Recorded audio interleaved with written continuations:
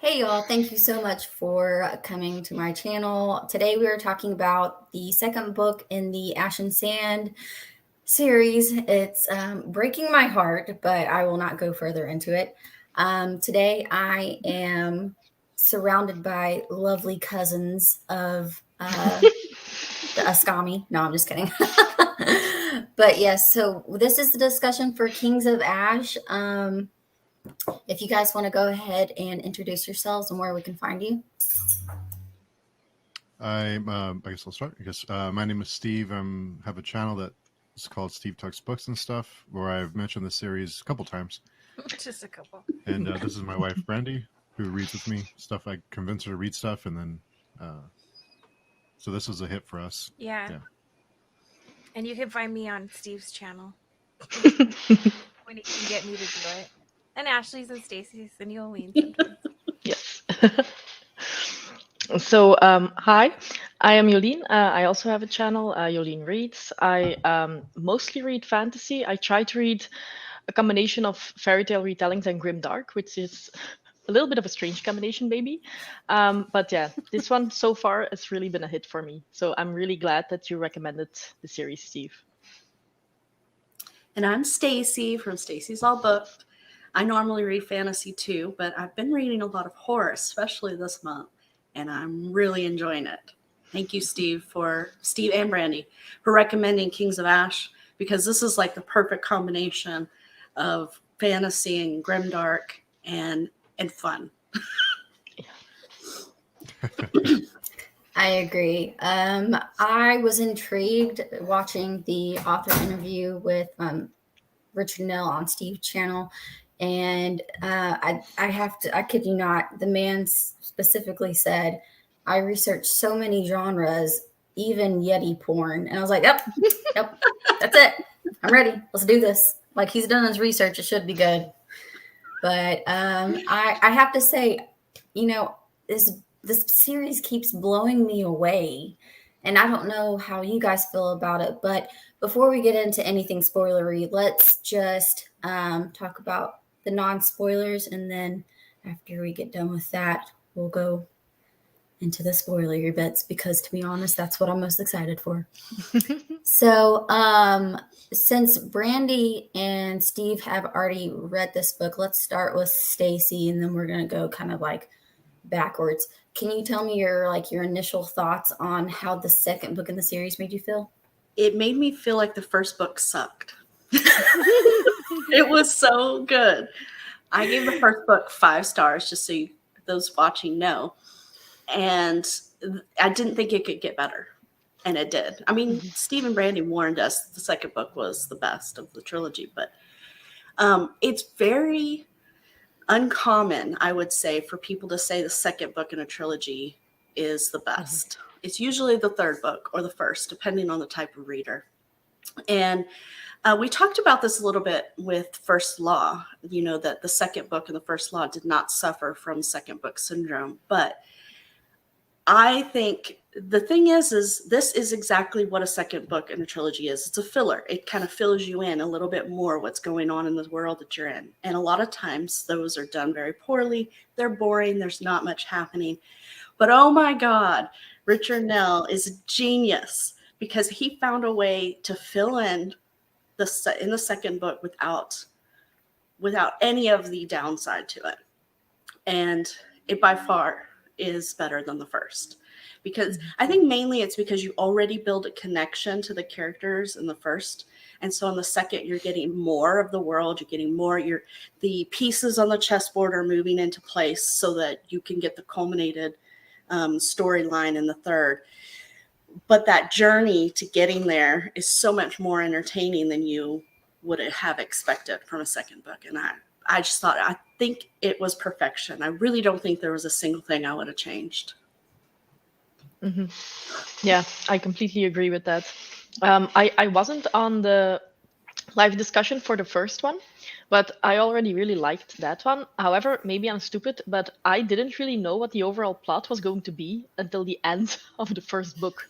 So before that, I was like, okay, I like Ruka, I like Gale, I like where these two characters are going, but what's going to happen that these are connected with each other? So once I knew that, I was so invested in the story that the second one just flew by. And I loved what he did. And I think that also in First Law, you have that a little bit with Logan Nine Fingers. But here I think it was even more that in the first book, you get an idea of the characters and you judge them in a way. And then in the second book, the author is like, but let's go back 15 years and I'm going to fill you in and just change your perspective, what you think of them. I think in the first one, I was Team Kale and now I'm Team Ruka. So Yeah. it completely shifted. And I really like that.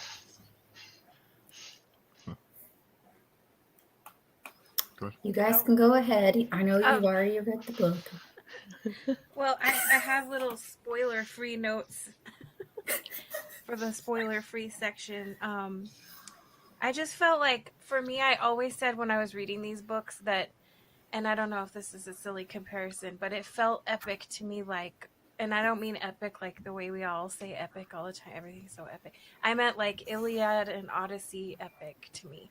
It read like that to me. It was just like this, I mean, just like this long journey, and I was never bored. The action was never boring to me. And I read romance, and I oftentimes, and Yolene and I have talked about this, kind of skim through some of the action, but not in these books. These books, I just don't want to miss a second of whatever.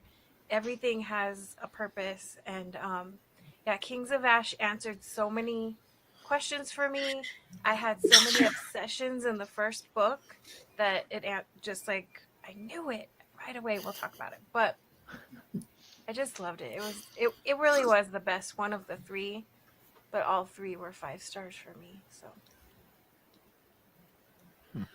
Ashley. Yeah. Steve's like, I have some thoughts about that.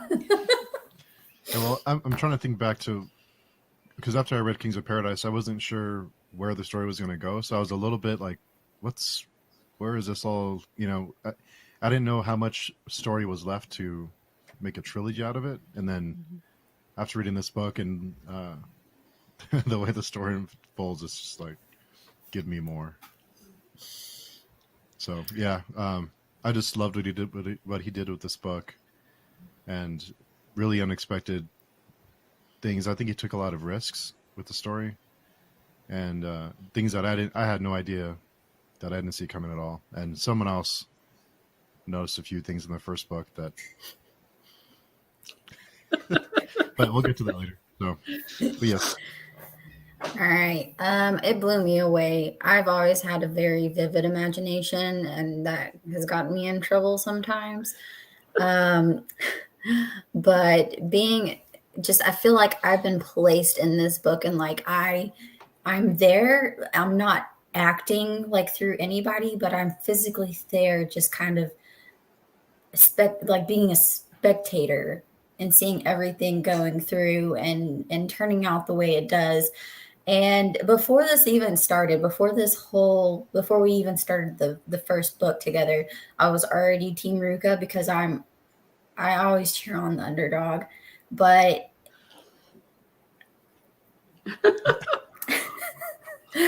it's better than Game of Thrones. Like, I was enthralled with Game of Thrones. This is everything that I would want in a fantasy book and more.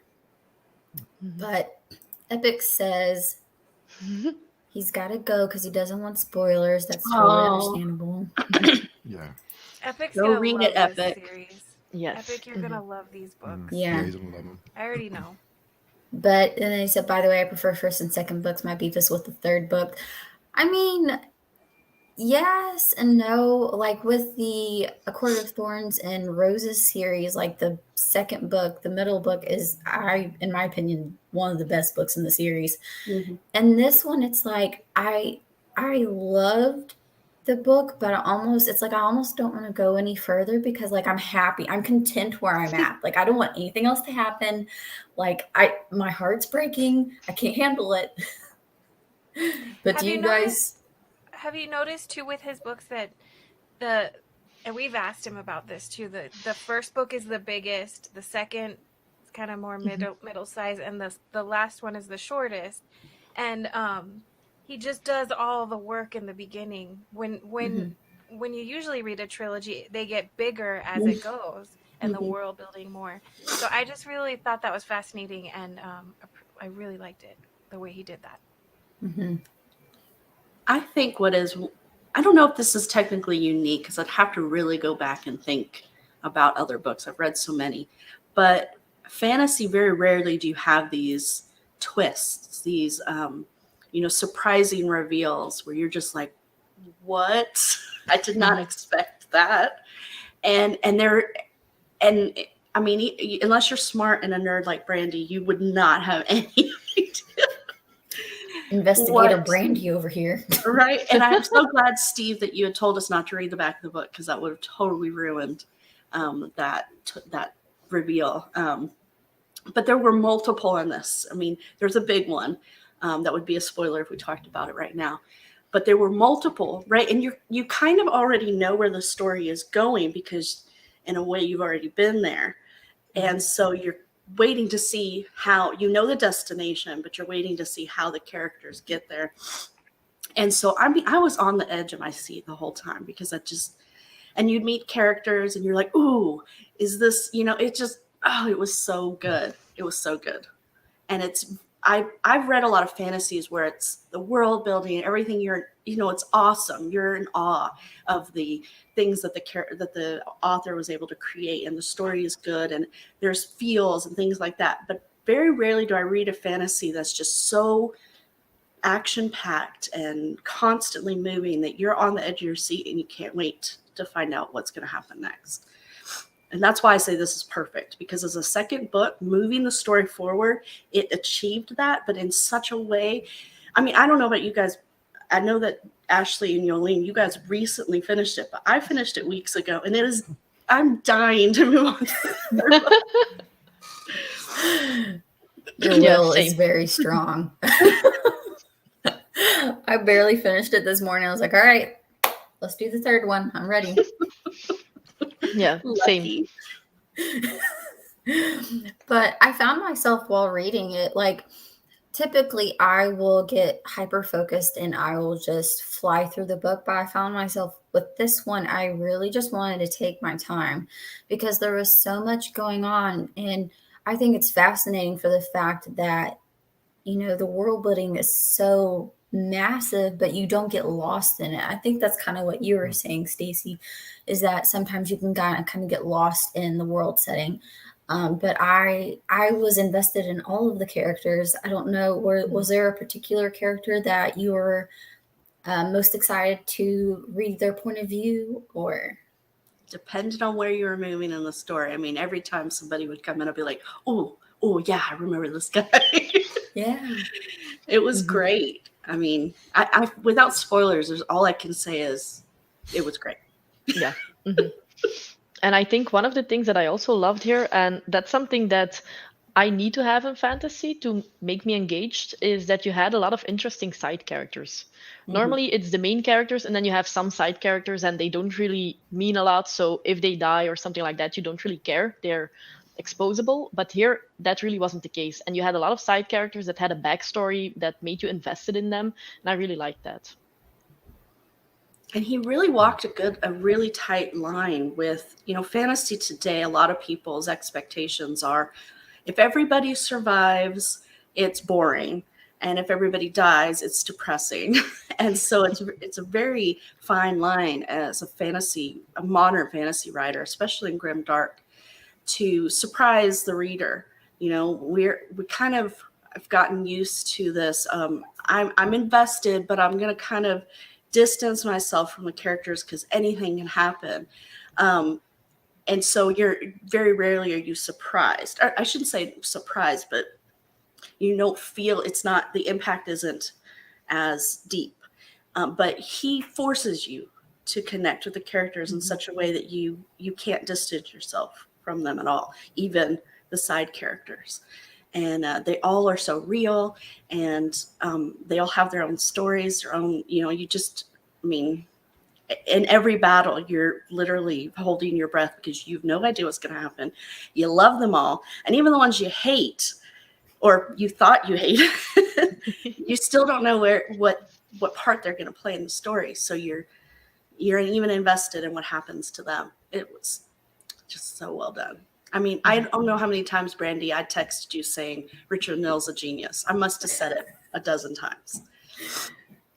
Yeah. I will say, my expectations were high because you guys really told me that this series was your all-time favorite. I know. My expectations were high. But at the same time, I can't help but get over that. It's hard for me to get over that prejudice of self-published books, even though my expectations have been thwarted many times with self-published. But I still was kind of like, it'll be good. I'm probably going to really enjoy it. But my God, did I not expect it to be. I think this is probably one of my all-time favorite fantasies. Wow. And I haven't even finished the third one. Hands down. Yeah, I agree.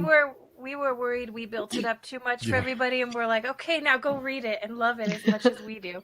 And so I was like, I hope we don't build it up too much, but it just is. It's just, I'm so glad. It makes me so happy to listen. I was worried that we had built it up too much, and I think, Stacey, to your point, is that I think in the first book he set the table for anything can happen.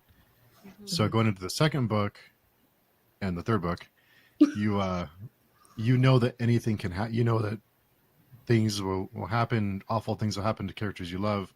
So in that first book, he really set the table for these are the rules and prepare yourself. There are no rules. Yeah.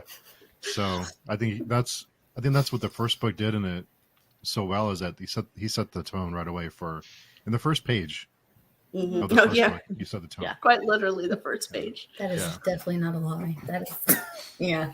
And there's more to come. So that's all. I'm not gonna say anything else. Yeah. I mean, he really makes you believe that the Ascom is just this horrible place to live, right? But it has its and one of the things I loved about Ruka is that all of what he'd been through, he still loves his land. He still loves the people that are there, even the ones who, are not really good people. He knows, or he has this feeling that they could be better, and he wants to do what is best for his people. He could easily just live his life in paradise and be happy. I mean, he had many opportunities where he was there, right? He had a purpose. He was somewhere where he could live in his best life. But he was always in pursuit of finding a better life for his people. And Richard Nell really creates this, the Ascom is just this dark, dreary place. But you as the reader also feel that hope that Ruka feels. And you see a little bit of it, you witness it in the people that you meet. Not all of them, but some of them. And I love that. I mean, just the world building. So I was comparing this to Robin Hobb to my husband. I was like, the world building is for him a sentence where Robin Hobb's is a paragraph, right? Both of them are beautiful. You learn so much, but you get so much more in Robin Hobb. And her writing is way different. So Richard Nell's very show, not tell. He's very, fewer words and more impact in his words than Robin Hobb is. But at the end of the day, when you finish it, you have the same level of knowledge about what's happening in the world as she does.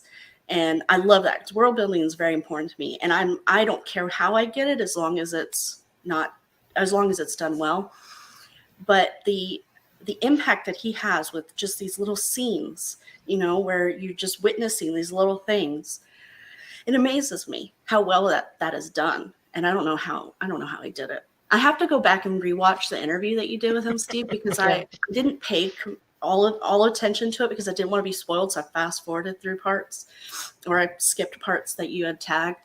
And I have to go back now, and because he's a genius. I need to learn.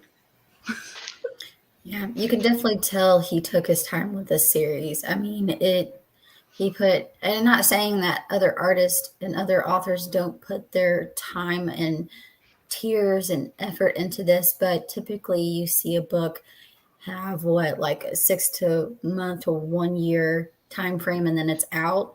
But I feel like he's just sat and took a fine comb and just like combed through everything to make sure that I felt like almost everything in these books had a meaning behind it. I feel like there's always a story behind something that's happening, even with the most minor characters. But before we go any further, are we ready to talk about spoilers? Oh, Yeah. just More really, than ready? just really quick, just before Stacy, just to follow up on what you said about Ruka and him living as people and wanting a better life for them. I think another thing, it might sound silly, but the way that he talks about his mom throughout the whole story really like humanizes him, and he does all these awful things. But then that sounds kind of dumb, but the way that he loves the way that he loves his mom was a way to kind of humanize him and Yeah. kind of way to connect with him. So. Yeah, and Yeah. he respects her, and that's established in the first book. And she has told him his purpose, and he believes her. So I think that's a lot of what drives him too. So I have a question. Did you believe her in the beginning? Because I thought she was just being one of those moms that tells their kid they can be anything. And was I Yeah. wrong? But to be honest, I also think that she is just one of those moms. I mean, it's like in Ruka's head, she's become some type of godlike character or a saint almost. And his whole vision is this is what Bela wanted for me. I don't know if she really wanted all of this. I think that over time, this is what he has created in his head. When you look back, and she's a good mom. I mean, a lot of people would have killed him off, and this is something that's been said throughout, that she loved him a lot. But he really talks about her like she's some kind of saint, and I don't know if she really was that. So I liked how in his head that completely changed, and I don't know if that was intentional, but I really enjoyed that somewhere he was still a little boy who just loved his mom a lot. That's a very good point, Yoli. That was a good point. Yeah. All right, I'm putting the banner up. Everyone, if you You gotta take a deep breath. talk Hold on, I about need some things. coffee. Exactly. So before we go into this, if anyone who is watching hasn't read the first book or you're currently in the middle of reading the second book, you will probably want to leave now because just the suspense is worth it. It's worth it. Like I don't want anybody to be spoiled. So, first of all, if you were to be placed in Richard Nell's world, in the Kings of Ash world, I know, but would you consider yourself, an islander, or would you like what culture do you feel like you would be placed in? Because for myself, I feel like I'd definitely be in the ASCOM, and just because that just appeals to me for some reason. It's really because Ruka's there, to be honest, if I'm being completely I'd be a matron. Yeah. Yeah. It's a good question because Richard does a really good job of describing the way that even just how Ruka feels in both places, like how cold and unforgiving the Ascom is and how hard it is to survive there.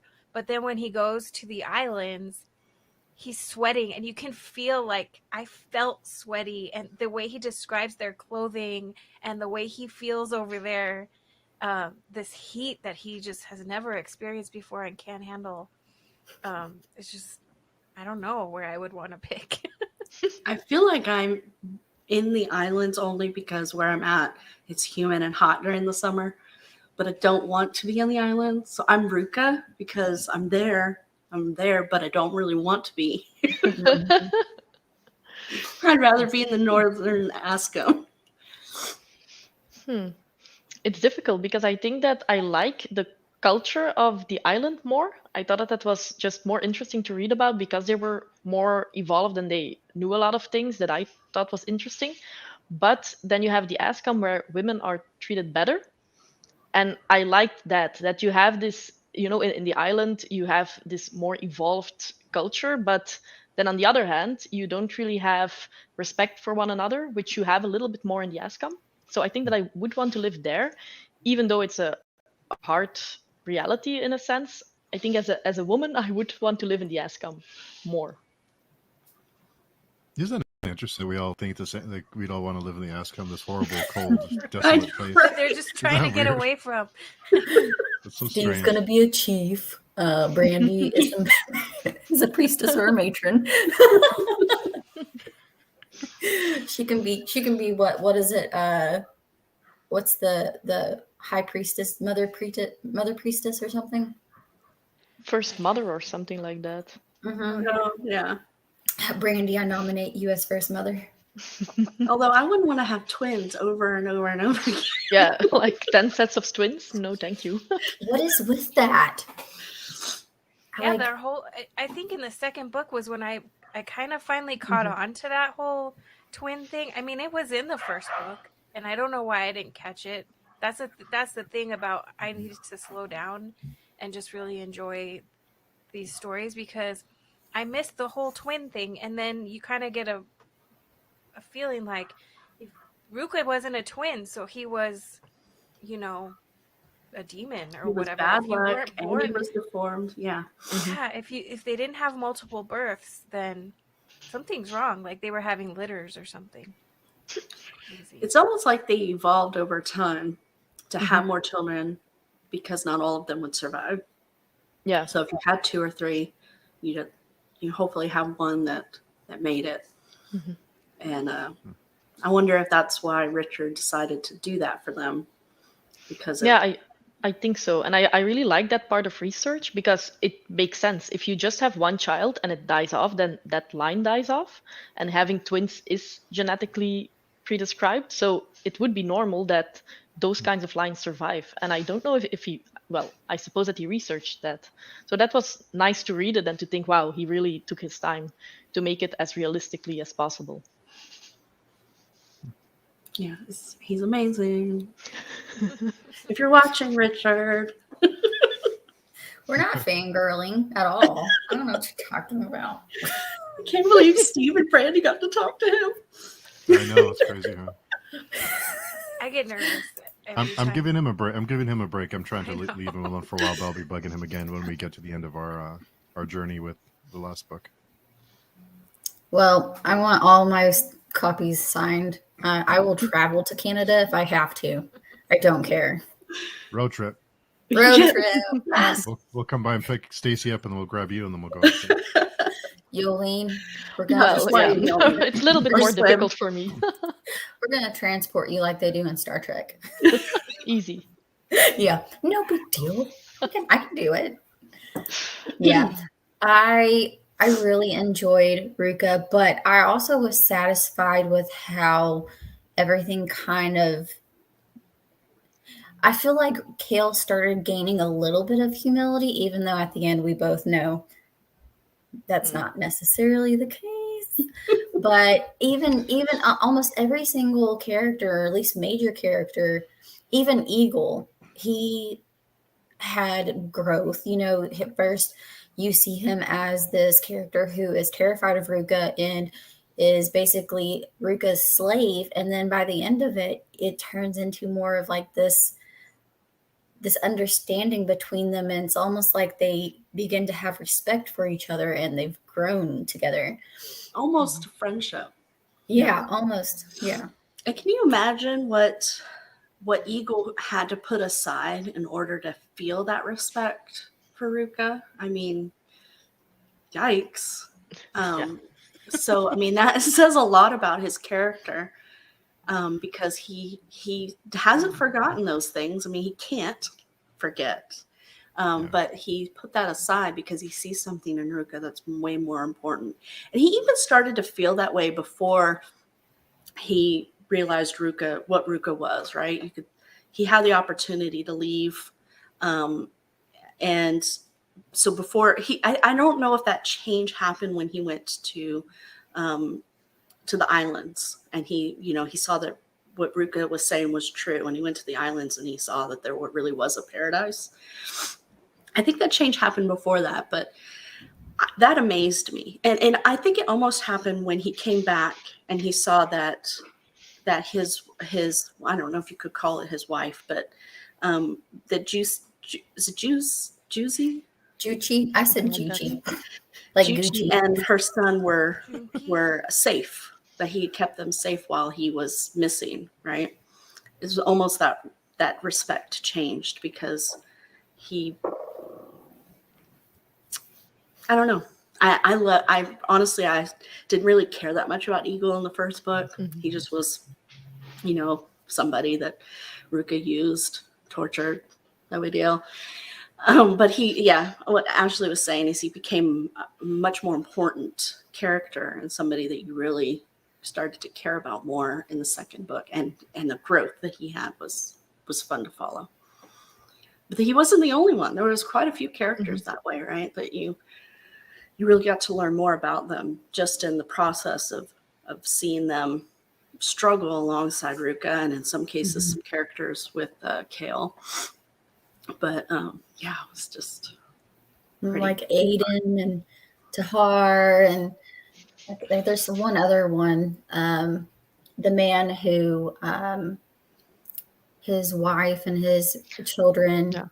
were Was it Altam or something like that? Alton. Yeah. yeah. I think Oh, so. in the beginning of the book when he first gets back from, and his, oh my God, that scene. I was like, because there, like Steve was saying, he really set the tone in the first book that anything can happen. But the one thing that the rules of the Ascom is you don't mess with the women. Mhm. So when they killed his matron, Yeah. I keep wanting to say wife, but that is not the case here. That I did not see that coming at all. Yeah. And so he breaks the rules there, and so now you're like, I think that almost makes you. I mean, you already kind of feel this disdain for the order, right? Because they're corrupt. You learn that in the first book, but it's like, okay, you guys can't even follow your own rules. You are beyond redemption. The order needs to go now. And so I kept waiting for that to kind of happen here. And I don't know if that's what we get in the third book. But I really wanted to see Ruka come to really destroy that. Like, just get rid of them already. Something that's really prominent in my mind is, before Dala and Ruka have their little meeting, you see Ruka as this all-powerful demon type thing, and then he finally meets his match. He finally meets, and I feel like I kind of saw a little bit of that whenever in the first book they met, and I guess it was an abandoned house or something, or some kind of shelter. Even then Dala's like, I choose you. She's manipulating him and using what she can to control the situation. And then she does it again in the second book. And I'm like, yes, ma'am. He is scared. He is shaking in his boots a little bit. Put him in his place. But there's, specific sentence in there that he even says, where he felt like he didn't actually have control of the situation for the first time in a long time. And it took him by surprise. And I just thought that was so beautiful that, like, okay, yeah, you're pretty powerful, but at the same time, like, I can go head to head with you.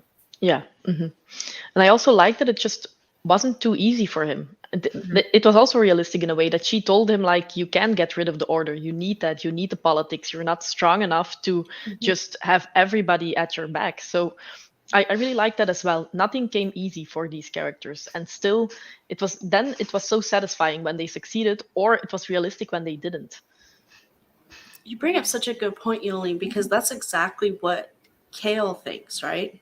And now he's got these powers, and going to save his people on the island is going to be a lot easier. Not easy, but easier. And we see that's not really the case. And again, that's where Richard Nell breaks the rules of his world in a good way, where your expectations are that we know what Ruka is capable of, and he's capable of some pretty amazing things, but he certainly can't do the things Kale does. So I did not expect things to go the way they did. I didn't either. And I'll be honest with you, I had to go back and reread some parts of the last part of the book because I was like, I think I missed something. This is not the way it is. I expected things to go. And the other thing is he brings these two POVs together, right? And so you know what each person knows and what they don't know. And so what is amazing is you're like, Kale, no, he's trying to help your people. Yeah. And he knows that that Ruka's a bad guy. Oh my God, that was the most intense part of the book because you want to intervene as the reader. You're like, no. Oh, that was just so well done. Yeah, I agree. And throughout the entire book, I thought that he had betrayed Farahi, the king. And I thought, okay, now the explanation is going to come because the book is almost over. How did he betray him in the end? And then to realize, oh, he didn't. It's just, yeah. It was like, I kept being surprised. And I thought that I'm bad at predicting stuff. That's just true. But I think that what happened here, nobody could predict. And in the end, it was still believable. Because sometimes you have a twist, nobody can predict it because it's just not believable that it happened. But here, everything, I think if you reread it, it all makes sense. Yeah, and that's mainly, I think, because you're witnessing certain things through Kale's point of view. And so what Kale hears, the rumors that he hears, you think, okay, Ruka has to have done something to kill off the king and take over. So that information being provided to you is your preconception of what happened. And yeah, through the whole second book, I'm waiting to find out how that happens. I was okay, this must be the point. Oh no, this must be it. Yeah. And it never comes until the end where you're like, oh, this is actually part of their plan. And then I was like, Farahi, I mean, seriously, dude. Why this is your plan? This is to make everybody think Ruka killed you, really? But so frustrated. The fact that, and I thought it interesting because I don't know if you guys remember, but our first discussion, I was like, I hate Farahi. I remember I asked you guys, how do you guys feel about Farahi? Because I wanted to have this conversation now where, how do you feel about Farahi now? Because I really grew to love him through this book. Yeah. I was devastated. Yeah, I mean, it felt like you were actually there, seeing Ruka and Farahi, these great minds, grow and come together. And Farahi's getting this hope of maybe my people won't suffer and die. And then shit happens. Yeah. And what's cool about it is you get little glimpses of what he thinks is coming for the future, right? And all the things that he's planning to try to prevent that. And so it happens. He had two separate futures, right? He said there was either his son was going to be the reason why their world was destroyed, or it was going to be the pale white man, right? But it essentially is him. He is the reason why his world is destroyed because he was trying to stop these things from happening. And I thought that was I liked that twist. Because if he hadn't tried this little, shenanigans in order to stop what he thought was going to happen, Kale wouldn't have come to try and, I was just like, I blame you. I liked him too, though. My whole idea of who he was in the first book was completely changed. But it doesn't change who he ends up being, right? He's still somebody who is willing to do some horrible things to his son. That didn't change. But now you understand why he became that. He had to be emotionless because he realized that his emotions are what got his concubine and Kale's mother killed. But I don't know. I'm not even going to have expectations for the third book because I know all of them are going to be thwarted. Did you guys think that Ruka killed Kale's mother for a little while there? I didn't. No. I kind of felt like he might have poisoned her with that, but well, she was already poisoned, right? Well, yeah, but whatever he gave her, I thought maybe he was you know, she Making was her going to be sicker. fine, Yeah. and he made her sicker or something. Oh. I just didn't know, like, what is Ruka's deal here? Like, and that was kind of in that beginning of me figuring out, is he there really to be loyal to Farahi, or is he there to start tearing his world apart? Like, that And was Richard Nell sets that up so well because you already know where the story is going to go. So you're waiting to see how it gets there. And yeah, so you're like, okay, is he, this is just him playing a part, and then he's actually there to conquer the island, and he's just trying to find a way in. And at some point I thought that too, because Ruka was almost a little naive when he was with Farahi.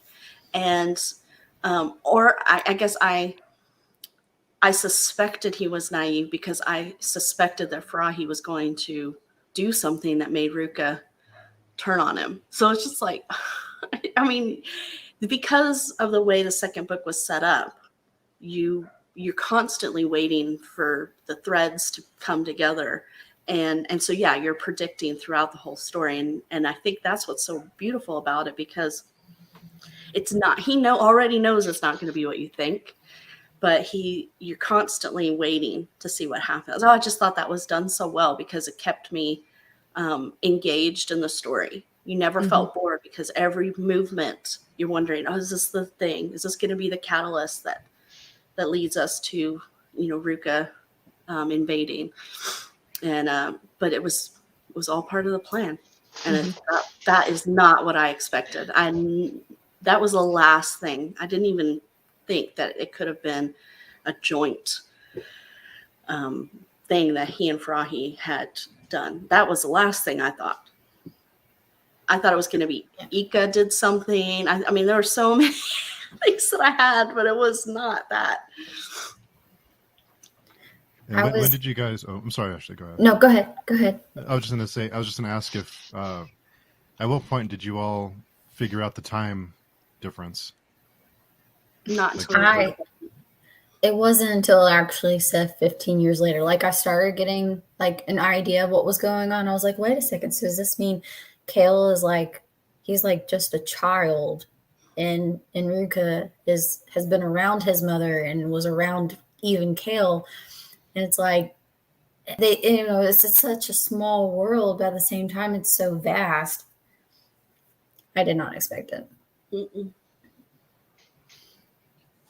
So for me, it was when Arun brought him back.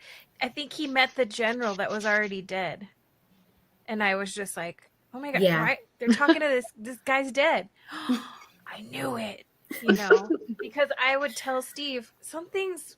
I mean, maybe it's just. I would say maybe it's just they keep time different in the ASCOM than they do in the. But there's something with these dates in Kings of Paradise. I don't know, maybe it was, I felt like because Richard was always there's so much detail, I was just looking for more, like something's up with this. He wouldn't just put these dates here as a little, I mean, there's got to be something with the dates. And he was like, no, that's nothing. Probably just. I just thought they kept time different. I was like, no, it's no big deal. It turns out it kind of was a big deal. So. Yeah, it was.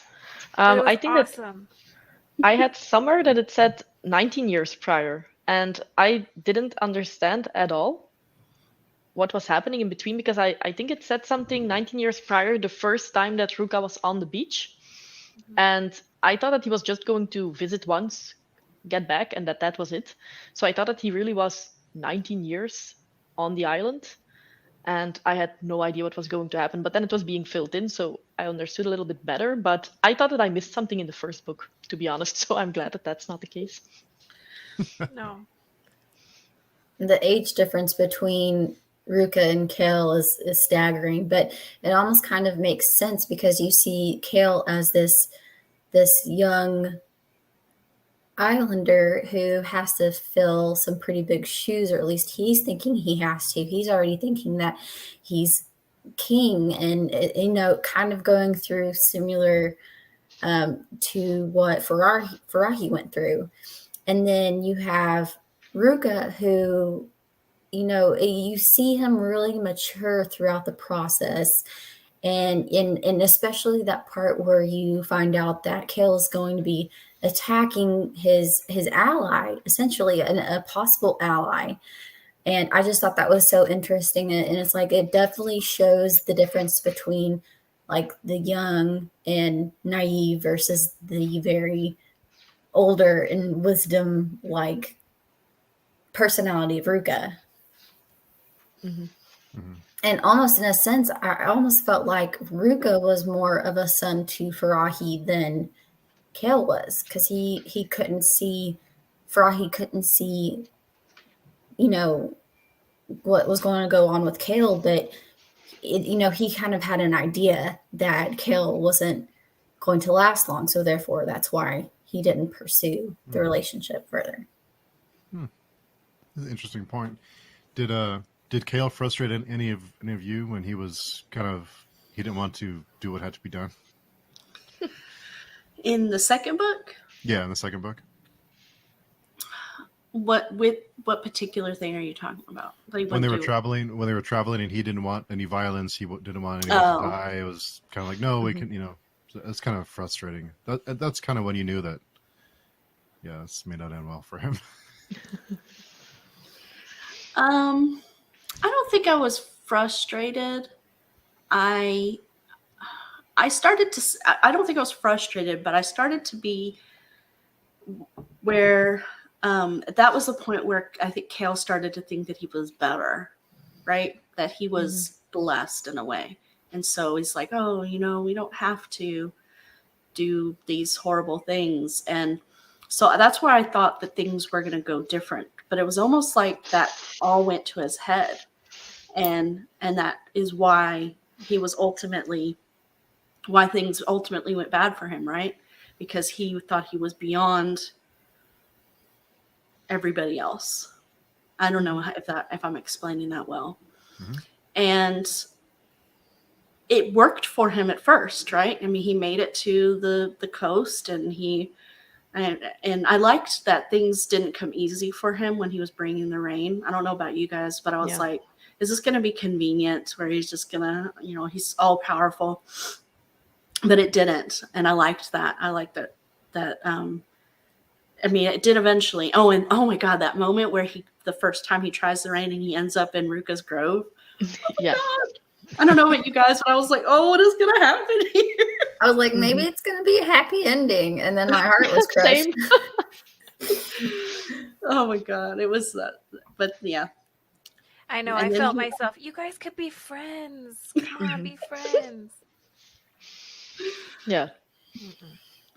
Yeah, they could if Farahi had just communicated with his son properly. Both his sons. Yeah, both of his sons.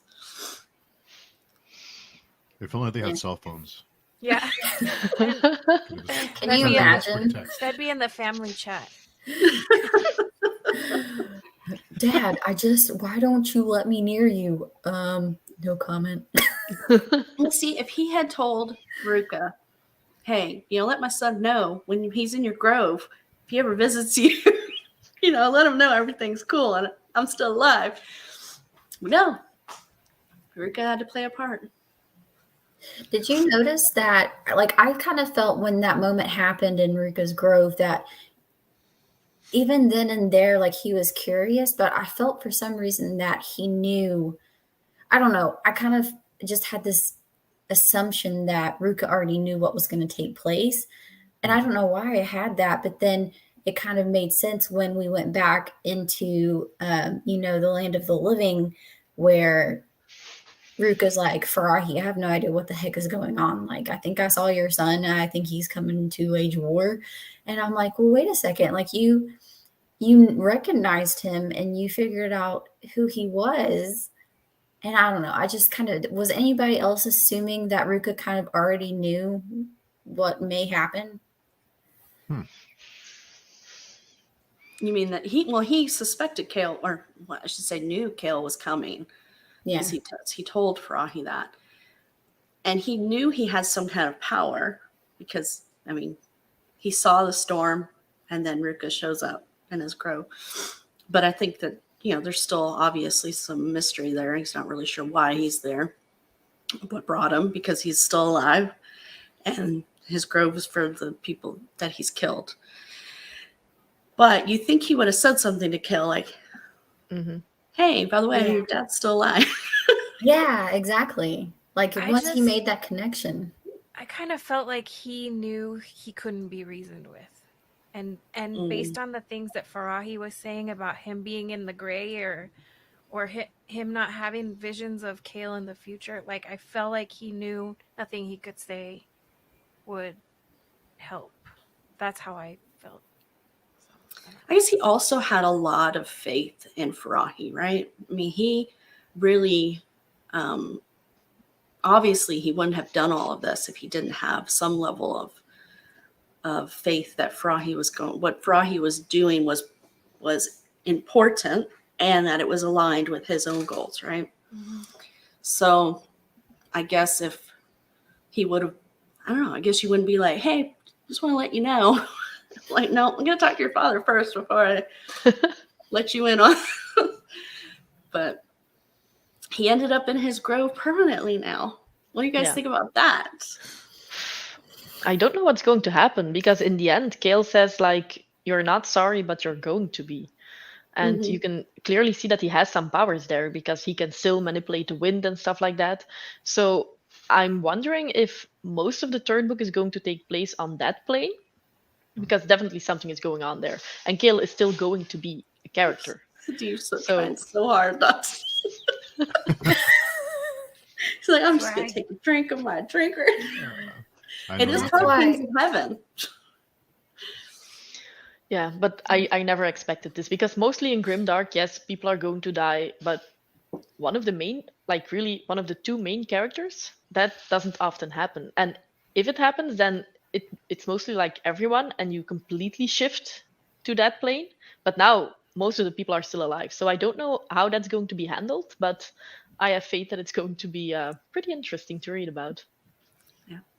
I think it's cool that, obviously, like you were saying, he still has some powers, and then the one main thing is he can talk, whereas none of the dead in the grove can talk to Ruka. So there's something different about him. It's almost made me think it's almost a place like a purgatory. We've talked many books we've read recently about this purgatory, this place in between. And it's almost like that is where Kale is stuck in. And when he tried to change the wind and he pulled himself so far away from his body, almost his spirit, he kind of went into the first place. He entered into Ruka's, spiritual world that he's created for himself. And now, instead of going to heaven when he died, he went back into Ruka's grove. So I don't think he's as dead as the dead that are usually in his grove, if that makes any sense whatsoever.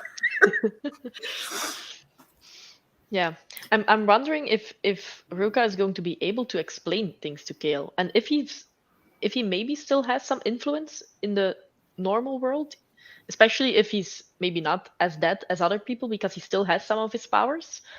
If Ruka is able to explain some things to Kale, maybe they will be allies. I mean, I don't have a lot of hope, but it would be cool if that happens, and if all the other kings on the island are teaming up against Ruka, but then he still has some help. Because we saw a lot of both armies destroyed, right? So basically, Sri Khan is vulnerable right now.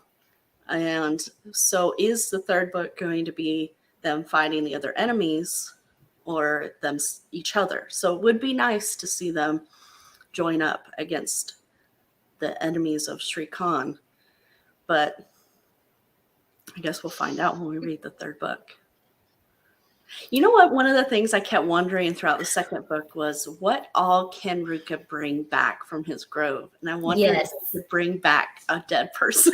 Yes, I was sitting there thinking the same thing. I'm like, he can bring a whole ass wall that goes from coast to coast, but you can't bring back the dead. I mean, like, but it's kind of cool seeing that, they're not even really dead, like what you were saying. It's almost kind of like they're in purgatory, because when the stable boy basically sacrifices himself and absorbs Kale's power, it's like, oh wow, he's actually gone now, like, and he's not there anymore. And I'm like, okay, so they're not dead, but they are dead.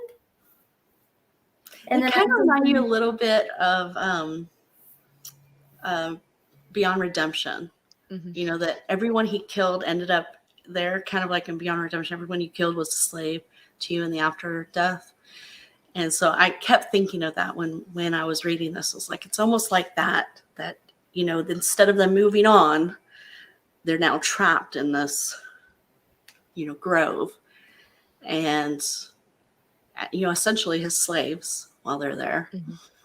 But until that moment, like Ashley said, I didn't think there was a place for them to move on. That was just, and honestly, I didn't think that it was really their spirits. I thought it was just his imagination.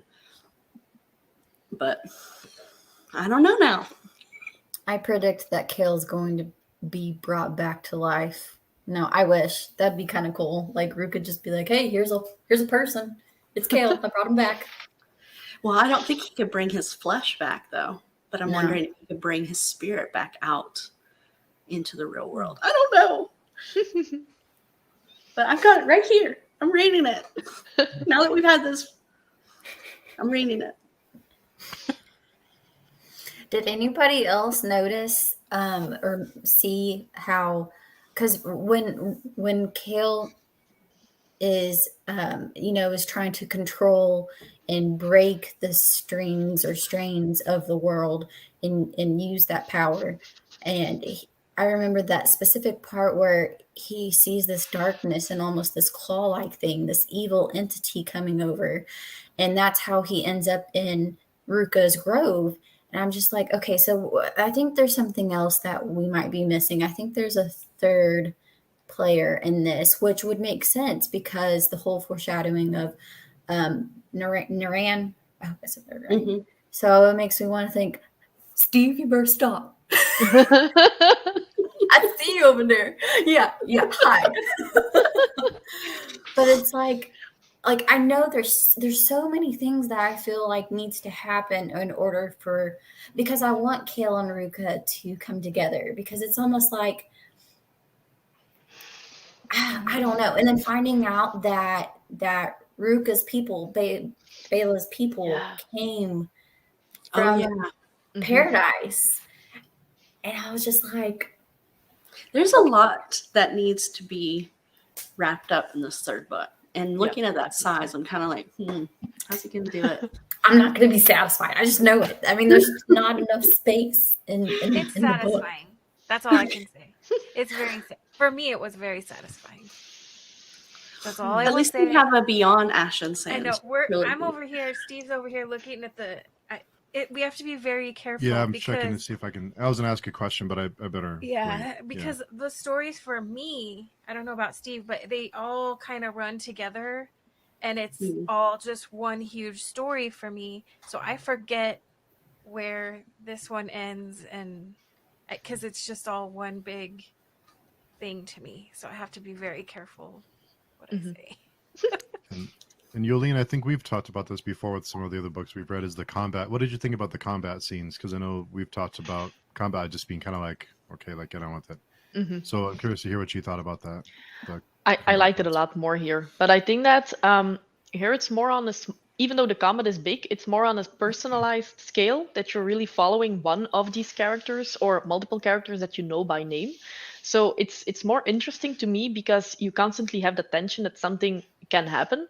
While if it's really, if you take the lens further away and you see combat more from the major events that are happening without really knowing the characters themselves, then I find it a little bit boring. But here, because you felt so connected to these characters and because anything could happen, I thought it was very well done, to be honest. And when the horse died, I know. oh, I was like, Ruka, why couldn't you Why? kill him until he'll be in your grove? yeah. And that he was already dead when Ruka went to him, so he couldn't even say goodbye. He just lay there. Yeah, Yeah. just sad.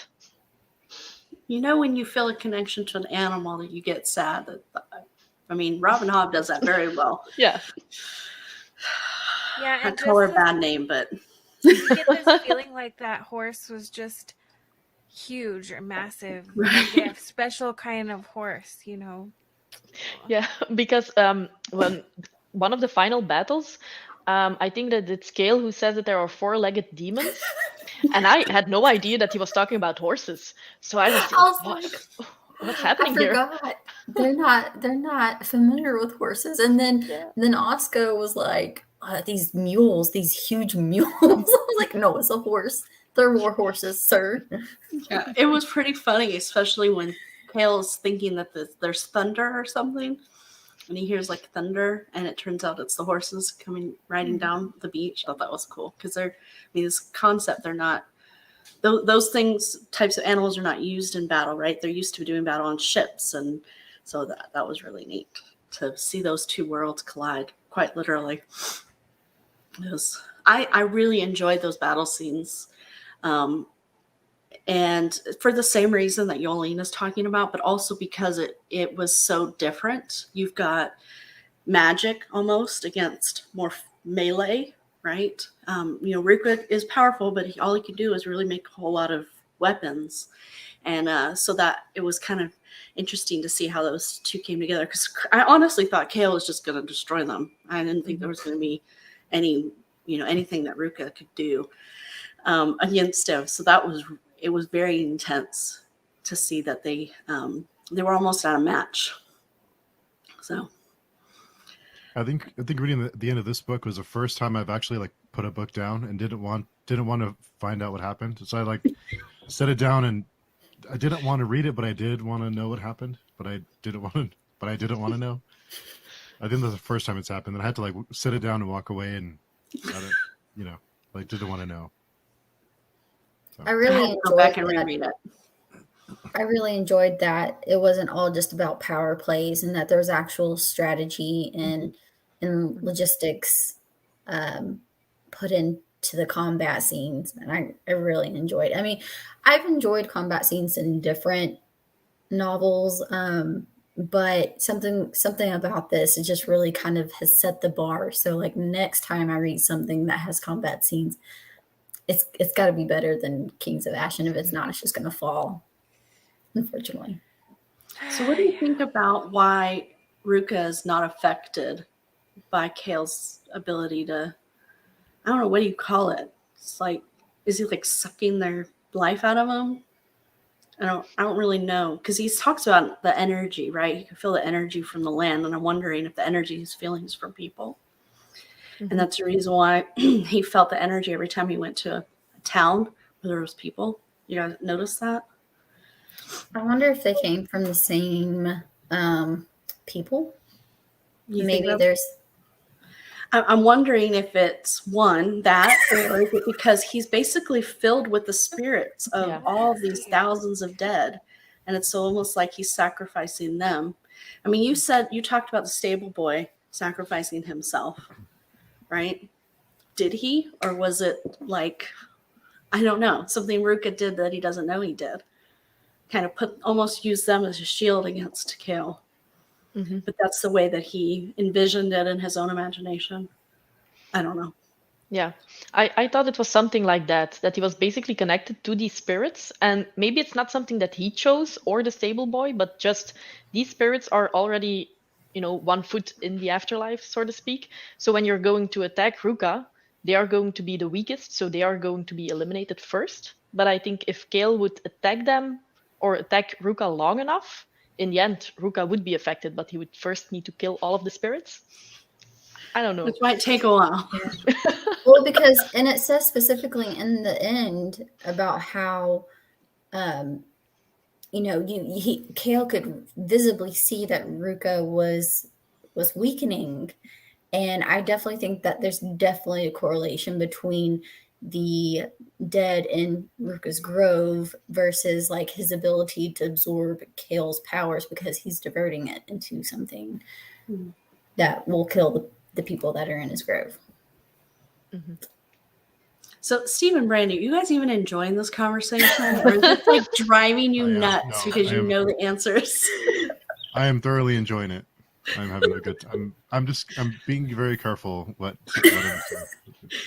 But I'm honestly loving this conversation because I wish I could go back in time and reread this book for the first time. So hearing Yeah. all of you talk about it is like a joy. Did I'm you guys sure there's- actually reread it or just skim it before? Like a skim, like a half read, half skim. Like I went over all my tabs, Yeah. which I have a lot of them. For me, it's still. I was going to reread Kings of Paradise, and as I started to read it, it was still so very fresh. And so, same with this one. And Kings of Heaven is even more fresh because I just read it like less than a couple months ago. So, I think I will reread Kings of Heaven though. yeah. I'll do a start. Have you guys read the what is it, the Dead's End or something Dark like Sea's that? End? We're waiting on you guys. We're going to read it Okay, after cool. this. Yeah, we're gonna read that one Nice. And together. I have been waiting because you're saying that you're having a hard time not moving on. I've wanted to read that book since it came out, and Steve's like, "Wait, let's read it with everyone." But this is helping, like, to go back over Yeah. this, and it's not like I don't think a continuation of this, but it's in the world. Mhm. I think. I don't know. Is I he don't know going much to about it. write more in this world? Mhm. Oh, okay, Yeah. that's good. And is that's it going to be a continuation or a completely new story? It's in the same world. I think it. Go ahead, Stacey. Well, I was just gonna say that's what he said. Was it's the same world, but it's not the same people. Yeah, Okay. he said the as time goes on, the stories and the magic and the technology will evolve. So Yeah, as I time remember. moves on, it'll be like like they'll have weapons and different types of tactics and things like that. So it'll evolve as it goes on. It won't I be wonder a if it'll static. be more like a flintlock, because I Yeah. know this the second book, the second trilogy is more about pirates, right? Mhm. I try not to read too much about it because I didn't want it to spoil this Yeah. trilogy. Don't But- read the synopsis. I didn't read. I didn't end. I skipped the epilogue and the end of this book because I didn't want to be spoiled. Because I probably will go back right before I start Kings of Heaven, but I really didn't want to go there because I was like, I don't want to read. But I You didn't read the epilogue? I didn't this read book? the epilogue. No, Can't remember what the epilogue was. no, what part because was I it. don't want it to end. I don't want to go to the next book. Oh, it's kind of an important part. Yeah, you gotta need to read it. that. Ashley? I feel like my heart's gonna break. I feel like I don't know, but I think it's. I I, found don't think. There's something. There's something in the. Excuse me. There's something in the epilogue. Well, hold on a second. I was just going to mention before they came back on. I like how it says, want to read adventurous flintlock fantasy stories with knights, demons, and hand cannons in the back. So I guess he's Where got does a it say couple- that? It's in the very back. So like right after the author's notes. I think this one's Flintlock, the God King's Okay. Legacy. Oh, that Okay, one. yeah, I think that's what it is. But yeah, I'll pass on the question. He needs to Yeah, not talk. because I really want to ask, but I better not. I just feel like my heart's gonna be ripped open. Like I'm like one of those men Kale tears apart with his magic. Well, Like, I'm I'm gonna read it before you move on anyway. Yeah, you have to read it. You need to. I'm terrified. Look, it's right here. It's important. Just you wait. I So we can't won't talk start about the Kings of epilogue Heaven. right now. Y'all are gonna make me have to take a gummy. This book. A gummy. This book There's sleepy time gummies. is stressing me out. It's so wonderful and awesome, and it's such a journey. I don't cry with fantasy usually, except for if it's Robin Hobb. But this, I cried, I laughed. There were funny. Every emotion. My stomach would hurt because I didn't know what was going to happen or who was going to die. it just gave me every single possible emotion I could feel, and There were so many moments where I was like, I want to like Ruka, but you just did something, Ruka, that I don't like. The puppy kills the puppy, and then he kills the woman. I was like, okay, that you cannot reconcile yourself with me now. You killed a puppy. But then I go liking him again. Like, how does he do that? How does the author do that? And that's where Steve was talking. Like, I was constantly frustrated with Kale in this book because I was like, look, Ruka had to take care of business. It was conveyed that it was necessary, and you felt that. Like, and then when it comes to Kale, I'm like, dude, Yeah. kill some people. Come Same. on. And it's just like, what is wrong with me? Kill some people. And then he does kill people. Oh, I know, but the whole book, I was just like, gosh darn it, Kale. Come Not those on. words. You didn't use those words. No, but- I'm sorry. I'm trying to not. I was not Team Kale at first book. I don't know if any of you guys who were Team Kale in book 1 changed your mind. Mm-hmm. I think he I've been Yeah. Team Ruka. You're still I'm Team still- Kale? Well, like I said, I think I'm both now. I have a love for both and both of their purposes and both of their reasons. But I do They're- love Ruka now. They're definitely important players. That's for sure. Very important players. Everything I feel like they do. Nothing in this book is meaningless to me. Or at least, I believe that. Like, I feel like every piece, everything that happens is going to play out in the end, somehow, some way. Mm-hmm. Where's the love for Dala? Where's Team Dala? I know we haven't even talked about Dala the whole. Oh, book. yeah. True. I mean, Not a Team we did a little bit. I'm impressed with her, but at the same time, She I'm was kind of like, better in this one, I think. Yeah, she was. Her parts But were I'm still better. she's just I think she's going to create some tension in the third one because she's eyeing Ruka like, and I then you can't have and then you Berman? have that Warren Chief. Yeah, he's not going to be happy, and he even said something Well- like that. Like, if she's going to offer Ruka something, I might have to kill him or something like that. So I don't know what's going to happen there, but but he's gonna marry Lonnie. you have it all figured out. Yeah. So I mean, how can Who's he gonna be marry jealous Lonnie? if he's already Ruka? Ruka's gonna marry Lonnie, right? That's what happened at the end of the first book, I'm assuming. Things, unless Richard Nell screws us again with his twists and I wouldn't be turns. surprised. Oh, Yeah, I can't don't wait. know. Yeah, Can't count on anything with that man. She keeps kicking me under the desk. She's like, no, I'm not kicking you. I'm just. or she'll like squeeze my leg. I'm like, not kicking. Well, no, because you guys Shut said up, something Steve. that was kind of. I'm not gonna say, but. So I squeezed his leg because I was like, "Oh my god, I can't wait for you guys to read it." Yeah, I'm kind of wondering because, in the first book, Dala is like, you're mine. And then Ruka's like, no, I'm not. But then I feel like in the second book, it's still kind of like, yeah, I feel like you're a pretty formidable partner. Like, but at the same time, I want him to marry Lainey because Lainey's got something going on. She's going to be doing something. Like, I just know she's got something up her sleeves. And I could be totally wrong, but just that last part of the first book, it's like, she's like, yeah, you are going to pay, basically. And I'm like, oh, okay. I just like how she left the room and she's like, I'll show you a goddess. She like swayed her head. And Ruka's like, I'm Yeah. trying to restrain myself. But I mean, now that having read book 2, I mean, all those things, when did that take place? Did that take place before the battle? Well, it had to have taken. No, I don't know. It's like, when did that happen? When did that conversation Between him happen? and Was that Lonnie? before Farahi was I think it was before he died. Yeah. okay? So was- now it's like, well, a It lot was has a- happened since then. Yeah.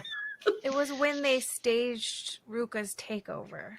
Okay, so a lot has happened. hmm Yeah, because I And think that towards the end, Ruka mentions like, wouldn't it be easier to keep the son on the throne, like Mhm.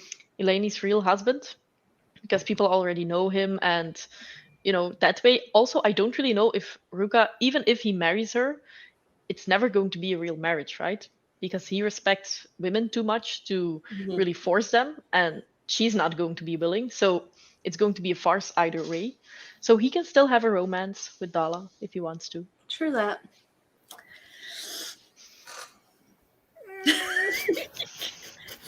Black out Steve and Brandy's face. Yeah, I keep looking at y'all like I'm like, okay, don't look. Just don't look. I'm not. I don't have a good poker face. So. I mean, I'm not trying to, but every time I like say my theory, I look directly at Steve because I'm like, okay, Same.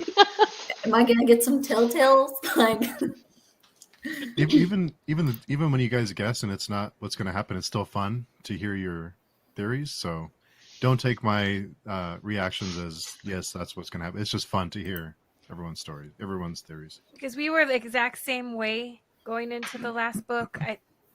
I think we had so many theories about what was going to happen, and some of those line up with what you guys are saying, and some of them, it's just you don't.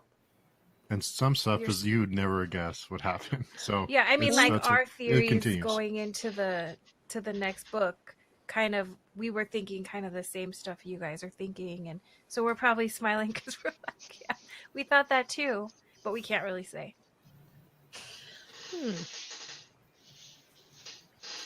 I'm just glad you all loved it because I was worried. I was like, I hope I didn't hype this up too much. And then you guys were like, yeah, it was fine. Like, it was okay. I'm like, oh, I hope they like it because I feel like a jackass if you guys don't like it. I fell kind of into a reading slump, not because the book was not that the book was average, but because the direct opposite, just because it was so intriguing. I kept feeling myself like stretching my mind a little too far to try and consume more and more and more. And like I was becoming impatient. Mm-hmm. So I think it was really interesting. I don't think I've ever had a reading slump because a book was so good and so detailed. I also think it's pretty dense, right? It's I mean, I love it, but it takes a long time to get through 10 pages in comparison to other books. And I think that that's also what Stacey said, like Robin Hobb needs a paragraph and he needs a sentence, but that means that a lot of information is on one page. Yes. So it took me a long time to get through it, and it wasn't because I didn't like it, I just needed brain space. And there's a lot of text on every page. I mean, the pages are full. Definitely. Every page. This is not a 600-page book. It's not. No. I'd say 800, which means that the first book was like 1,000. 1,000. That's what I liked about reading it on the Kindle, though, because I couldn't actually see like how far. I don't know. It kind of was a pro and a con at the same time. But in the Kindle edition, they have little page breaks where the point of view changes, or like the story moves on to another place. And I really enjoyed that because it's still like it felt like separate chapters without having to. I don't know. Like it really helped me out in proceeding through the book without actually thinking, oh my gosh, this is a lot of pages. These are a lot of words. But you mentioned a hangover. I had a really bad hangover after this book, after I read it. Usually I can finish a book and then a few hours of the next day I'll start the next one. I couldn't read anything else for a couple of days after because it just nothing else was as good. It just nothing felt. It didn't really get me. So I definitely couldn't read romance. I mean, not romance, fantasy. I had to even give it a fair chance. I had to read romance for a couple weeks after these books because I just needed like to sit with this for a while, and then I still haven't been able to read any fantasy. I can't. Just nothing that's as good as this. I need to start Sword of Kaigen tomorrow, so it's different. Is so good. So hopefully it won't affect you because it's so different than any other fantasy I've ever read. Did you like it, Brandy? I loved it. It was so good. Have you read it yet, Steve? I haven't. I'm way behind, so I'm trying. The audiobook is really good, Yolene, if you wanted to do the audiobook. Yeah, I need to see if I have it. I did audio and I had it on Kindle, I think, and it helped me with the pronunciation of the names and stuff. Yeah. was really glad I listened to it. So it's I very can't good. wait to talk about that because I have to bring in some of my husband's thoughts. It was an interesting conversation. I will Did he share like with you it? guys. I won't say. Well, okay, we'll You wait. have to wait until our live show. Is he considering reading Kings of Paradise? I'm trying to get him to want to read He it. needs to. He's not a big fantasy reader. Like, he didn't even get halfway through Fellowship of the Ring. Oh, I was like, you've seen the movie, you know where it's going, you know it's going to get better. Maybe that's why. Yeah, maybe that's why. He's really just not a big reader. When he reads stuff because I love it. And if it was one book, he'd do it, like he did with Sword of Kaigen. But 3 books, I don't know. That might be tough getting him to commit. But I'll try. He is going to read the Nightmare Lane Chronicles with us when we do that. Cool. So, Yeah, I'm because getting. they're only I'm like trying to get 100 dates figured pages out. a book. Yeah, a lot easier. Yeah. So, what are your guys' prediction for Kings of Heaven? Like one major prediction you have. I don't even want to predict anything because I know it's going to be wrong. Same. I'm like, I'm fine right here. I'm okay right here. I'm gonna just stay on book 2 for the rest of my life, and then maybe in the afterlife I might read it. I don't know. Like, Read the epilogue though. yeah. Read the epilogue, you want to move on to the next book right away. Trust me. I mean, the epilogue kind of sets up where some of what's going to happen in book 2, right? Because you know that those things need to be resolved. And I'm purposely not saying what happens in the epilogue so Ashley can read it. But there are other things I want to know more about, like where Ruka's people came from, where his and Kale's magic is coming from.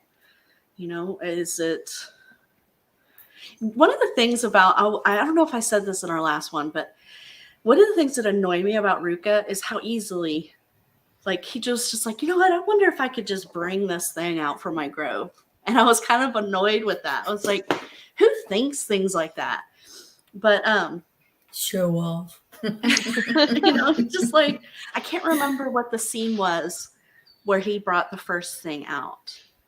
Was it a shield or a sword? Something like that. It was, I feel like someone was being attacked in the hallway of somewhere. I think it was a shield, right? Oh, When he was that's escaping. when he's not really a prisoner of Farahi's, but yeah, that's after he's gotten out of the pit and he's staying there at the palace with Farahi and the family. He pulls out a shield. there was something. So at first I was thinking that was too convenient. And then so I went back and reread that scene, and I didn't read the context. I just read him thinking, and it was almost a desperation, right? That kind of was like, it's this or die. Yeah. And so I had a little bit more, I wasn't as annoyed that time, but now it's making me wonder where it's coming from. Yeah. Now, but there are some limitations, right? Because when they are on the ship and he wants to bring food and water, it doesn't work. So I liked that then he had to use his wits and see in his grove what worked and how he could take the salt out of the water and then still do it in real life. Yeah, that's one of the things about his grove I really liked. He kind of used it as a training place, right? He even was building the dam and stuff in his grove to figure out how to do it in real life. He built the ships to learn how to build ships. I really liked that. And even if he couldn't bring things back from his grove, just that aspect in book 1, where he learned his languages, all that stuff that he could do in his grove because he can remember everything. Loved that. It kind of, at first, it just felt like, you know, a photographic memory kind of thing. And then as you got through book 1, it grew into something so much more. And now in book 2, it's like almost another world. It's really cool. But so I want to know where that comes from. So those are the things I would like to see answered in Kings of Paradise, is where does the magic coming from? Is it God gifted? Is it something that just has always been available, but people forgot how to tap into it? So I'd like to see that. I want everything to not work, which is I want Ruka to fail. I want Dala I'm to fail, leaving. and and Let's see the world them, burn. yeah, and I want them to be like a caution tale in generations to come. Like, don't be like Dala and Ruka because they failed terribly, and now the island is being ruled by, I don't know, some kind of dictator who now knows that the Ashkam is a place that they can basically exploit, and the Order has more power because they're showing like, if we're not in power, this is happening. I would like to see that.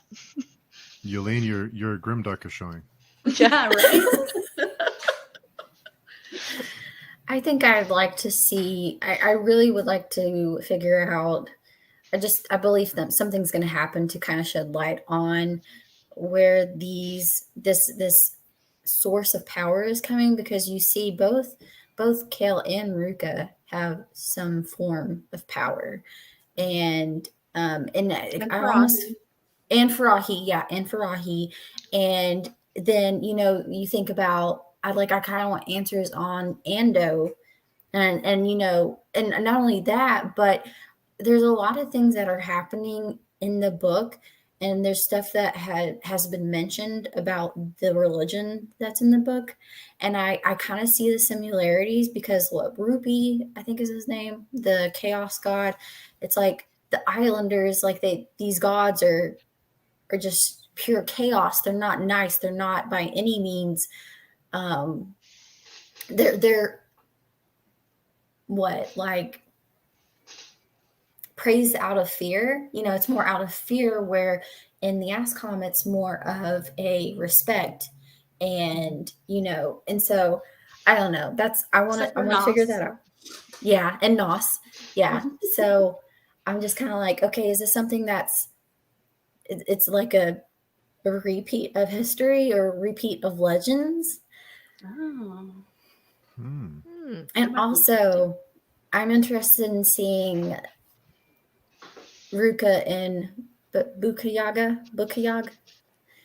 Yeah, I don't know how you say his name. Bukayag. Yeah. Richard says Bukayag. Bukayag.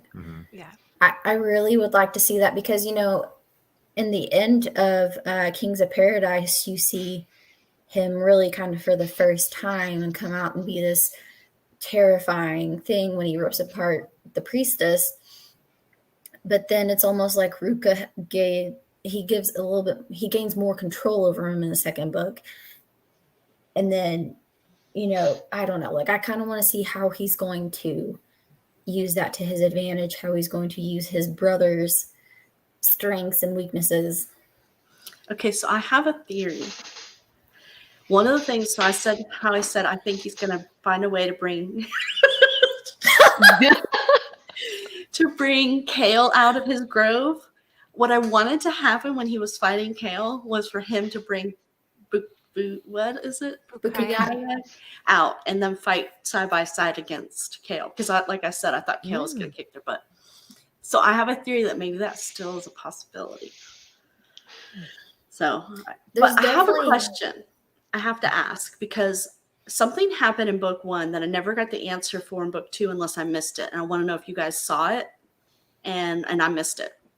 There's a scene in book 1 when Kale is on the monastery, and he comes out of his body, right? And he's eavesdropping on a black shadow and his teacher talking. Ooh. Was that black shadow Ruka? I don't think so. Because going back to whenever Kale is, fleeing, his spirit is fleeing from that black shadow like claw thing when he's trying to bring the rains. And because he even talks about it with Ruka, he's like, dude, what the hell was that? And Ruka's like, just man up, you're fine. Like, just, you can do it. Don't think about that. Oh yeah. I was just wondering, because they're talking about like almost like a prophesized person, right? And so I kept remembering about that, and then it never, you get so excited in book 2, you forget about everything that happened in book 1. Yeah. And so I get to the end, and I was like, wait a second, was that Ruka? So I was wondering if it was answered and I just missed it in the excitement. I completely think it was forgot about answered. that. I feel like I'm biased though, because you guys can clearly see I'm Team Ruka. So no, he's not evil. No, it's not. Well, I gonna didn't happen. think that person was evil, but they're talking about something. And now reading book 2, you know that a lot has happens before book 1, or before that moment in book 1. And so I'm wondering, does Ruka now know something about a prophecy, and he's talking to this teacher about it?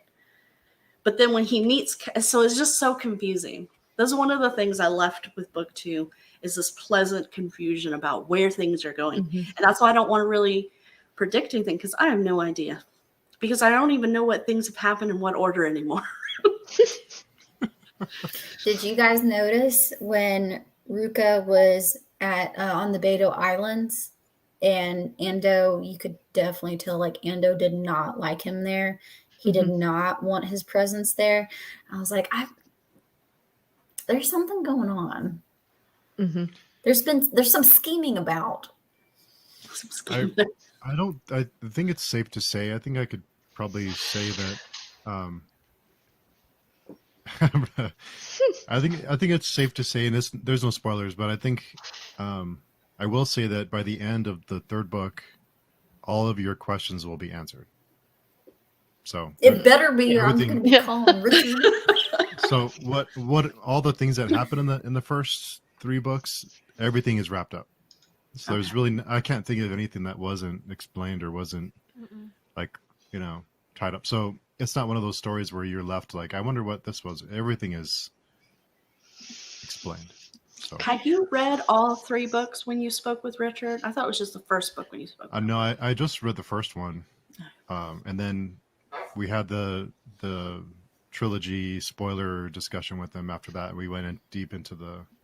Okay, I haven't watched that one yet. That's the one I want to watch. Don't watch that one. Was Because that I the want to one know, with like, did he Petrick? plan out all of this?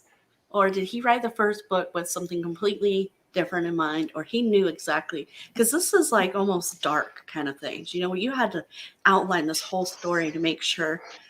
Because if it's confusing to the reader, can you imagine being the author trying to make sure that everything makes sense and it's all consistent and we're not going to find plot holes? And so I'm just curious what level of planning he did, if he planned the whole trilogy outright, because that takes skill. I think we asked him that, Mhm. but I'll wait and let you watch that after. Okay. I almost want to say, I'm probably wrong, but I almost want to say at one point he told us in the live stream that he had to completely scrap like part of a book because it didn't make sense. And then I'm like, okay, so like he really sat down and thought this through. I'm so excited to read and the I 3rd think- book, y'all. After we read it, I think he told us what specifically he scrapped, so that's something to look forward to. It's like an end credit scene. Like bloopers almost. This is what didn't work. I need a documentary about Richard Nell's process on this book, on the series. So for those who are watching, whether they're watching now or later, do you guys, when is our live show for the 3rd book again? November? Let me look really quick. The 14th of It's like November. 14th. Yeah. Yeah. So if you haven't, I'm assuming if people are watching now, they've already read the 2nd book. So Hope join so. us for the 3rd one. And there's space on the screen, y'all. If you want to join and chit chat with us Yeah. for the wrap up of the 3rd, there's plenty of space here on the screen. Go to creepingdeath.org forum and you can RSVP there. I have all of the channel links. So I have everybody's channel links that is here in the description. And I also have the Creeping Death forum. So that way, any of you who are watching. Oh, Saf, thank you. So Aw. sweet. Oh, Saf. Zach is my best buddy. Seth needs a channel. Yeah. Yeah, I Yeah. know. Because we want to watch you too. Richard! Sir. Oh, I don't cool. know if I hate you or I love you right now, but thanks. Don't want to derail. Just say I'm happy to either join for the third discussion or Now none yes, of us you. want to talk. Yeah. I have so many questions for you. Same. That is November 14th at 9 a.m. my time. So I think he's central, so it'd be 10 a.m. his time. And then we are doing Dark Sea's End on December 19th. Yes. So I can't wait. Now, I'm do you so need excited. to have read Ash and Sand in order to read Dark Sea's End? you don't have to. From what Richard's told us, you don't have to, but of course it's. It would probably, I would think, I would think add it- to yeah. your experience if you had. I would imagine it might spoil the original trilogy. Well, So, it takes place a long time after Ruka Oh, it does? and Kale's timeline. So Oh. I think I'm trying to remember if that's correct. Yeah, see, that's what Richard He said says. no. That is probably is better. the second Mistborn books take place like 300 years later. And I've heard that because what happens in the first trilogy is legend, and those that you have to read the first book. So I was wondering if that was the Yeah. case here. That's what I was kind of wondering too. Without wondering too much. Oh, I'm excited now for that third. Mhm. That's on your channel, right, Yulene? Yeah, I think so. Cool. So November, what was it? November 14. 14th? November November 14th. 14th. Mhm. All right. Well, you guys, I highly recommend if you haven't read this book series, you need to. Yeah. If you even moderately like fantasy, even if you don't like fantasy, I still recommend that you read this book because it is just awesome. And even if you haven't read it and you watched all these spoilers, there's so much more we didn't talk about. Yeah. Oh yeah, there's Yeah. so There's a much. lot I packed mean, in these. Yeah, there's a lot we didn't get to. yeah. But all right, you guys, do you have any concerns, emotional outbursts? I just can't wait for you guys to. I love all the conversations, the text messages I get, and I always have to send the little zipper mouth emoji, which isn't always there and ready. So keep it coming. I'm having fun. Well, I think it's safe to say that we're going to wrap this up from here because I need to go read the epilogue now, thanks to you guys. Yeah, Um, you do. Definitely, yeah. But I appreciate you guys coming on my channel. Appreciate y'all viewers. Thank you for coming and read the book. It's on Kindle Unlimited. Thank you. Bye. See you later. Bye. Bye. Bye, Sam. I love you too. Okay, bye.